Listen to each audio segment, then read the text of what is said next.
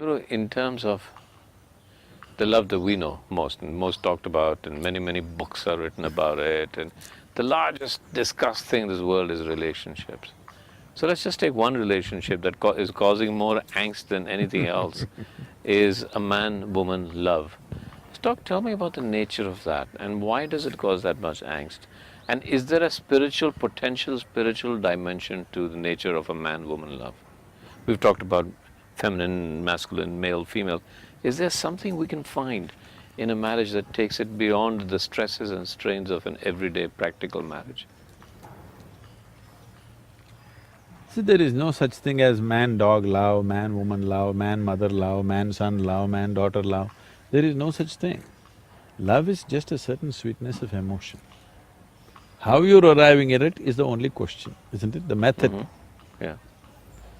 So the man-woman thing is a compulsive love affair. Nature is pushing you towards each other because nature is interested in only one thing, to perpetuating herself. If it somehow doesn't put a man-woman together, you and me wouldn't be here. So whether they love each other or not, that's not the question, they have to come together somehow, otherwise you and me wouldn't be born.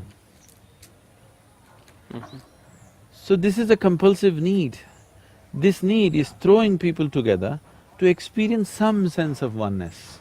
This is one love affair chemically supported by nature. Okay. All the other love affairs are not chemically supported by nature, it is just yours. But this is one love affair which is chemically supported by nature. For most of these love affairs, unfortunately, once the chemistry runs out, they wonder why the hell are they together. So before the chemistry runs out, you are supposed to establish a different level of conscious love affair, which is beyond the chemistry. If that doesn't happen, it turns ugly. So what is that love affair that is a conscious love affair? Let's talk about that. And let's take it further. Is there a potential spiritual dimension to it? I'm not saying there has to be. Is there a potentially? But let's first say, when the chemicals don't react anymore, what reacts? What works? What makes it work? See, chemistry is of the body, Yeah. okay? The bodily chemistry plays up certain things according to its needs. The moment the need is satisfied, you wonder why the hell are you here, Yeah. okay? So that is a very different kind of thing. That is nature's trick. You are… like you are 10, 11 years of age, the world was everything fine with it. Suddenly, your intelligence got hijacked by your hormones, suddenly the whole world looks different, all of a sudden. So all that's happened is, your intelligence got hijacked by the hormones. The chemistry has hijacked you. Very few individuals have the necessary awareness to look beyond that at life. Everybody else get flooded by this process. By the time they recover, usually it's too late. Not necessarily. So is it something wrong or right? There's nothing wrong or right, it's just limited, that's all. Is being limited a crime? No. But the nature of the human being is such, he suffers limitations. He doesn't like it. So a relationship, when you see a man and a woman, you're talking about a relationship. Because there are other aspects to it. There may be a social angle to it, there may be a physical angle to it, there may be a psychological angle to it, there may be an economic angle to it. The variety of other things to fulfill in a relationship. We form relationships with variety of people in our lives. You have business relationships, you have personal relationships, you have professional relationships. So, relationships we form basically to fulfill different types of needs or to fulfill somebody else's needs, whichever way it is. That is a relationship. But what you refer to as love is just the sweetness of your emotion. You can use another person to stimulate that within you, or you can be on self-start mechanism. So, but it's possible for two people together, if they've been together beyond the chemistry or the chemical or the hormones, to be starters for each other and continue that relationship. I mean, do you see value in that? Do you see value in people staying together for so long in a marriage? beyond duty, beyond say, okay, we have children, we have to do it together, society See, expects there us is a to. certain beauty for two human beings to weave their lives as one. There is a certain sense of…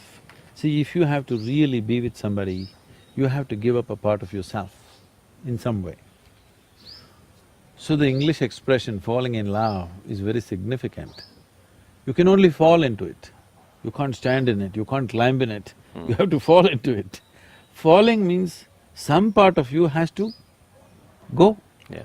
to accommodate another, which is a good thing for a human being to do, that doesn't think too much of himself. One who thinks too much of himself cannot be in a love affair.